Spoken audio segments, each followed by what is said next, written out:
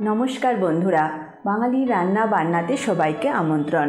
যখনই নতুন কিছু খেতে ইচ্ছা করবে বা মনের মতো খাবার খেতে ইচ্ছা করবে, ইউটিউবে গিয়ে লিখুন বাঙালি রান্না বান্না আর সাবস্ক্রাইব করে দিন আমার চ্যানেল।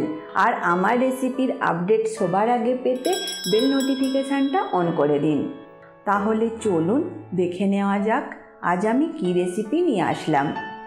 আজ আমি বানাবো খুবই খাস্তা এক মজাদার ভাজা বিস্কুট। এটা খেতে খুবই সুস্বাদু হয় আর ঝটপট বানানো হয়ে যায়। তাহলে দেরি না করে দেখে নিন এই মজাদার রেসিপি আমি কিভাবে বানিয়ে থাকি। এখানে একটা ডিম লাগছে। প্রথমে ডিমটা একটা পাত্রের মধ্যে ফাটিয়ে নেব। লাগছে আধা কাপ চিনি। এই চিনি সরাসরি রেসিপিতে ব্যবহার করতে পারেন, তবে আমি এই চিনি মিক্সিতে গুঁড়ো করে নেব। চিনি গুঁড়ো করে নিয়েছি। এখন এই চিনির পাউডার নিয়ে নেব ডিমের মধ্যে। ডিম আর চিনির পাউডার ভালোভাবে মিশিয়ে নেব। ডিম আর চিনি ভালোভাবে মিশিয়ে নিয়েছি। এবার এর মধ্যে দেব এলাচ গুঁড়ো সামান্য। ডিমের একটা গন্ধ থাকে, এখানে আমি এলাচ গুঁড়ো দিলাম। আপনারা চাইলে এলাচ গুঁড়োর বদলে ভ্যানিলা এসেন্সও দিতে পারেন। দেব সামান্য নুন। কোকোনাট পাউডার দেব 1 টেবিল চামচ। কোকোনাট পাউডার যদি হাতের কাছে না থাকে তখন এটা নাও দিয়ে বানাতে পারেন। সব উপকরণ মিশিয়ে নেব। এবার অল্প অল্প চালের গুঁড়ো দিয়ে একটা ডো বানিয়ে নিচ্ছি। এখানে মোট 2 কাপ চালের গুঁড়ো লাগবে।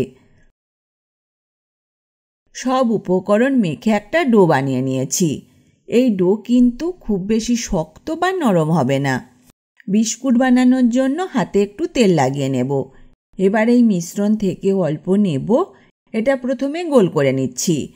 এবার 2 হাতের সাহায্যে লম্বাটে করে নেব। গড়ে নিলাম বিস্কুট। একইভাবে সব কটা গড়ে নেব। এবার এগুলো ভাজবার জন্য তেল গরম হতে বসিয়ে দিয়েছি। এর তেল কিন্তু খুব বেশি গরম করলে হবে না, উষ্ণ গরম হলেই হবে। এর মধ্যে দিয়ে দেব।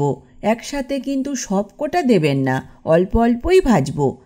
এবার এগুলো উল্টে পাল্টে লাল করে ভেজে নেব। তবে এগুলো ভাজতে হবে কিন্তু আঁচ কমিয়ে। একটু সময় দিয়ে ভাজলেই তবে কিন্তু ভেতরটা ভালোভাবে ভাজা হবে। ভালোভাবে ভেজে নিয়েছি। এবার এগুলো তুলে নেব। একইভাবে বাকিগুলো ভেজে আমি তুলে নেব। বানিয়ে নিলাম খাস্তা ভাজা বিস্কুট। আর এই রেসিপি যদি আপনাদের ভালো লেগে থাকে অবশ্যই লাইক বা কমেন্ট করে জানাবেন। পারলে বন্ধুদের সাথে শেয়ার করে দিতে কিন্তু ভুলবেন না। আজ তবে এই পর্যন্ত থাক, আবার দেখা হবে নতুন এক রেসিপির সাথে। ভালো থাকবেন, সুস্থ থাকবেন। ধন্যবাদ।